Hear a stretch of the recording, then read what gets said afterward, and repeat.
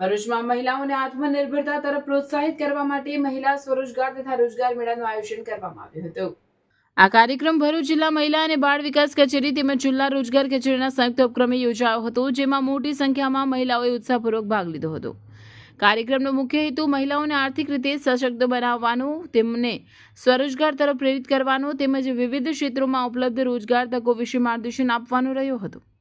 મેળામાં વિવિધ ખાનગી અને સરકારી ક્ષેત્ર સાથે સંકળાયેલી કંપનીઓના પ્રતિનિધિઓ ઉપસ્થિત રહ્યા હતા, જેઓએ મહિલાઓને તેમની લાયકાત અનુસાર રોજગારની તકો વિશે માહિતી આપી હતી।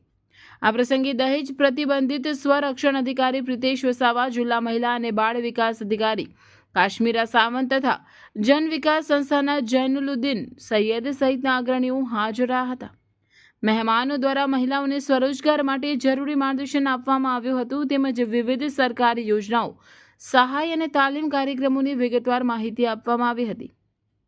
મેળા દરમિયાન રોજગાર મેળવવા ઈચ્છુક મહિલાઓને વિવિધ ક્ષેત્રોમાં ઉપલબ્ધ નોકરીઓ અંગે માર્ગદર્શન આપવામાં આવ્યું હતું, તેમજ કેટલીક કંપનીઓ દ્વારા સ્થળ પર જ પ્રાથમિક પસંદગી અને ઇન્ટરવ્યૂ પ્રક્રિયા પણ હાથ ધરાઈ હતી, જે મહિલાઓ માટે એક સારો અવસર સાબિત થયો હતો।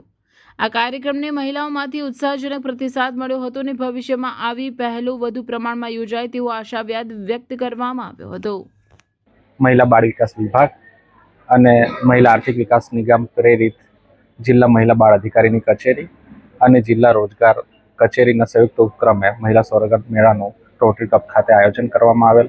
આ મેળામાં ખાસ કરીને મહિલાઓ પગભર થાય, સ્વાભિમાનને જીવે, તેમજ મહિલાઓના સશક્તિકરણમાં સરકારનો જે પ્રયત્ન છે કે પગભર થાય અને સમાજમાં એ સક્ષમ બને, સમાજને આગળ લાવે અને સમાજને લીડરશિપ મળે, એ પરિપ્રેક્ષમાં આજરોજ આયોજનમાં 10 કંપનીઓ હતી। ખાસ કરીને યોકોહામા છે, જેપ્સન કંપની છે અને ઘણી બધી અન્ય કંપનીઓ પણ જોડાયેલી છે।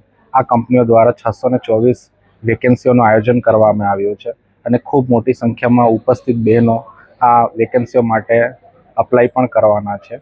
તો આ મેળામાં ભરૂચના તમામ બહેનોને અમે આમંત્રિત કર્યા છે